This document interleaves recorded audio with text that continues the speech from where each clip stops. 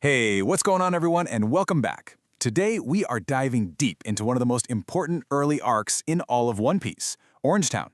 Seriously, this is where the Straw Hats really start to come together. Alliances are put to the test, and we meet a villain who, let's just say, despite the clown makeup, is no laughing matter. Let's get right into it. So, this entire arc really boils down to one central question, right? What happens when you smash together a rubber pirate who's got a heart of gold with a thief who, well, hates pirates more than anything else in the world? You just know it's going to set off some major fireworks. All right, so our story kicks off in Orange Town, but don't let the name fool you. This is not some quaint, peaceful village by the sea. No, there's a really dark shadow hanging over this place, and that shadow happens to have a very big, very red nose. And yeah, just take a look at this. This place is a ghost town. The streets are totally empty, and you can just feel the fear in the air. It's all because of the Buggy pirates. They've basically turned this village into their own personal territory, and they rule it with an iron fist. And here he is, the man himself, Buggy the Clown. Now again, don't let that name fool you. He's the captain of his own crew, he's a devil fruit user, and he has absolutely zero, and I mean zero tolerance for anyone who disrespects him, or, his nose. And this scene right here, this tells you everything you need to know about Buggy. His own crewmate makes one tiny slip-up about his nose, and Buggy's reaction is just pure, unfiltered violence. He uses his chop-chop fruit powers to literally take himself apart just to choke the guy out. So yeah, Oda is showing us right away this guy isn't a joke villain. He is genuinely cruel and dangerously unpredictable. And then we have Nami. So when Luffy first meets her, she seems like this really helpful local, right? Warning him about all the dangerous pirates. But that's just on the surface. Her real goal? To scrape together 100 million belly to buy her village back. And her method is pretty straightforward. Steal from pirates. So the stage is set. We've got a heroic, if a little naive pirate, a totally ruthless clown captain, and a brilliant but super conflicted thief. You can feel that tension building, can't you? Well, things are about to get a whole lot more complicated. So Nami sees Luffy's strength, she hears he's heading for the Grand Line, and she proposes a deal. She's like, look, I'm an expert navigator, you need a navigator. It sounds like a perfect match. And Luffy, ever the optimist, agrees without a second thought.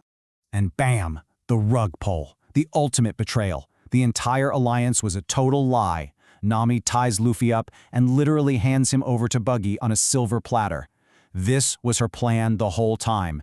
Use Luffy as a pawn so she could steal Buggy's treasure and his map to the Grand Line. Absolutely savage.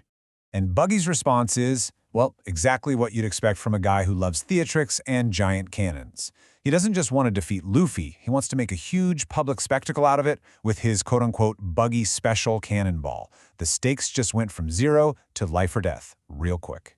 So Luffy's trapped. His so-called ally just completely sold him out, and he's about to be publicly executed. For most people, this would be it. This is the end of the line. But Luffy isn't most people. I mean, just look at their faces. Zoro and Nami are horrified. For them, this is it. It's over. But Luffy? He's laughing. The man is literally laughing while facing his own execution. There is zero fear in his eyes, only this unbreakable defiance. He genuinely believes, even in this moment, that he's going to come out on top, and that's what makes him different. This moment right here perfectly defines what courage means in the world of One Piece. It's not about not being afraid, it's about having a dream so strong that not even the threat of death can make you flinch. Luffy's belief in his goal literally makes him unbreakable. It's a mindset. And seeing Luffy's unshakable spirit, something starts to change in Nami. She got what she wanted, right? The distraction she needed to steal the treasure. But watching him just laugh at death, it's making her question everything.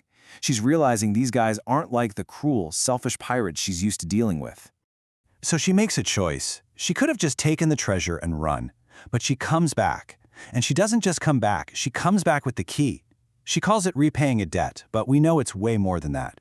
This is the first real crack in that tough exterior, the first glimpse of the true Nami that's going to become such a huge part of the Straw Hat crew. But just when you think the tide might be turning, a new player steps onto the battlefield.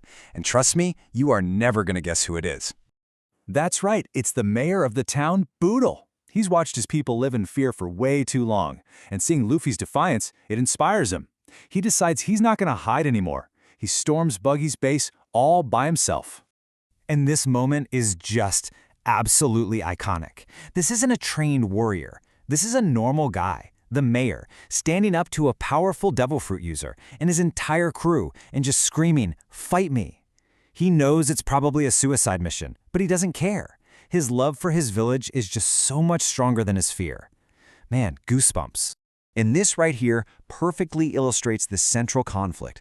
Buggy rules through fear, right? He forces the townspeople to submit and hide. But Mayor Boodle shows that one person's courage, one single act of defiance, can be a powerful weapon against that. It inspires people, and it proves that tyranny only really works if you let it.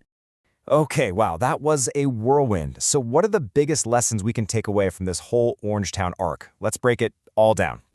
First, and this is maybe the most important one, we saw what real courage looks like.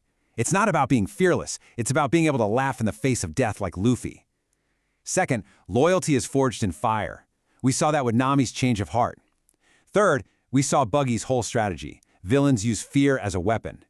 Fourth, Nami proved that first impressions can be dead wrong. And finally, we saw that true leaders like Luffy and Mayor Boodle, they don't command people, they inspire bravery in them. And that leaves us right here.